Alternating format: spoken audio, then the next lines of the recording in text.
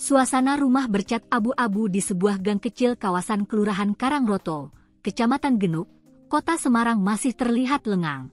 Senin, 22 September 2025. Pelis lain masih melintang di pagar rumah itu, lampu-lampu dalam rumah dibiarkan menyala, dan portal gang belum juga dibuka sejak Kamis malam, saat peristiwa nahas menimpa penghuninya. Kasus pembunuhan itu ramai di jagat media sosial pada Sabtu, 20 September 2025. Ika Rahmawati, 43, seorang perempuan yang dikenal warga sebagai pengusaha gadai mandiri, ditemukan meninggal dengan luka mencurigakan di bagian lehernya pada Kamis, 18 September 2025, malam. Hingga kini, rasa kaget dan duka masih menyelimuti para tetangga. Gianto, 64, warga sekitar, masih mengingat jelas bagaimana kabar kematian Ika pertama kali diketahui. Adiknya pulang habis maghrib.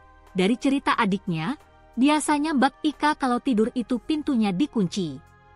Tapi malam itu pintunya terbuka sedikit, tuturnya kepada tribunjateng.com, Senin, 22 September 2025. Menurutnya, adik korban sempat mengira kakaknya sedang tidur. Adiknya habis nyapu, dia nengok kamar, dilihat mungkin dikira tidur. Baru dibangunin ternyata sudah pingsan. Tetangga yang kerja sebagai perawat ngecek nadi, ternyata sudah meninggal, ujarnya. Gianto menambahkan, suasana sempat gaduh ketika warga mendapati ada kejanggalan di leher korban. Lah setelah itu terus di leher itu ada yang janggal, kayak jeratan apa cekikan gitu loh. Akhirnya warga kumpul, jerit-jerit, Pak RT datang, Pak RW datang, terus lapor ke polsek, kenangnya. Hari itu, kata Gianto, kondisi lingkungan memang tidak seperti biasanya. Sejak pagi hingga pukul 16 WIB, aliran listrik padam di kawasan tersebut. Mati lampu sehari full.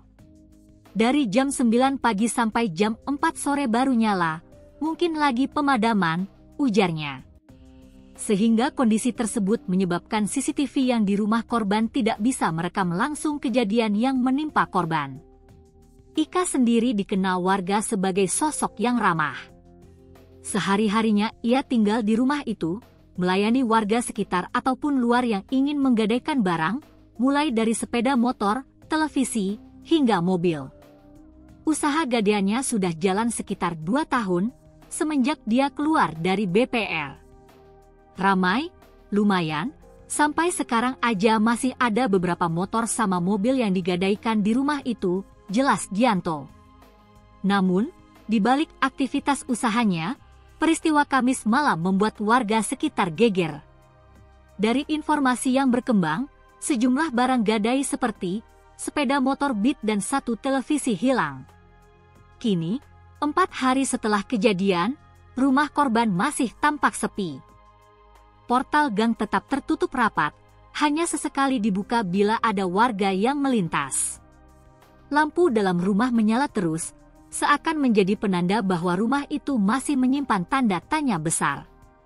Sejak Kamis malam itu, portal enggak pernah dibuka lagi. Kalau warga keluar masuk ya dibuka, habis itu ditutup lagi, kata Gianto pelan. Jenazah Ika telah dimakamkan di Brebes pada Jumat pagi, 19 September 2025.